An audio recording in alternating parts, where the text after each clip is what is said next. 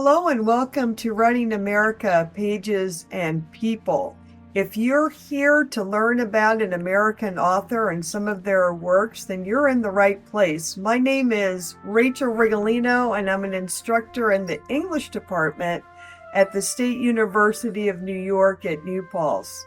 So come on, we'll watch this video and leave some comments below. Known as a New England writer who was intrigued by the region's history, Nathaniel Hawthorne was born in Salem, Massachusetts in 1804 and died in New Hampshire just before the end of the American Civil War. A descendant of Puritans, Hawthorne wrote stories that often look back at America's past. In writing a review of Hawthorne's stories, Herman Melville singled out his friend's Americanness. He said of Hawthorne, "He is one of the new and far better generation of writers. The smell of young beeches and hemlocks is upon him. Broad prairies are in his soul, and if you travel away inland into his deep and noble nature, you will hear the far roar of his Niagara." The story The Minister's Black Veil appeared in the 1832 edition of the Token and Atlantic Souvenir, and then a decade later the story was published in Twice Told Tales, Hawthorne's classic short story collection. Of this particular collection, Edgar Allan Poe wrote, quote, "They belong to the highest region of art, an art subservient to genius of a very lofty order." The central question of The Minister's Black Veil is, of course, why does Minister Hooper wear a black veil?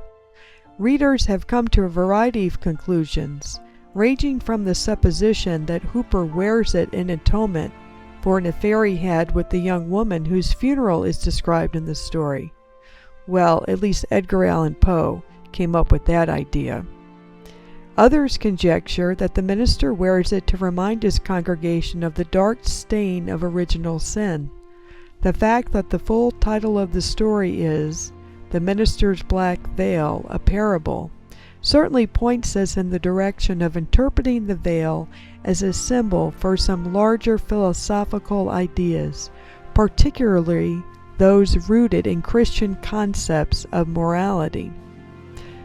But then immediately after the title comes Hawthorne's footnote, which reads, "Another clergyman in New England, Mr. Joseph Moody of York, Maine, who died about 80 years since, made himself remarkable by the same eccentricity that is here related of the Reverend Mr. Hooper." In this case, however, the symbol had a different import. In the early life, he had accidentally killed a beloved friend, and from that day till the hour of his own death, he hid his face from men. So, is the veil, in the end, merely some sort of act of individual eccentricity and nothing more? Or is it a symbol of something larger? Perhaps both.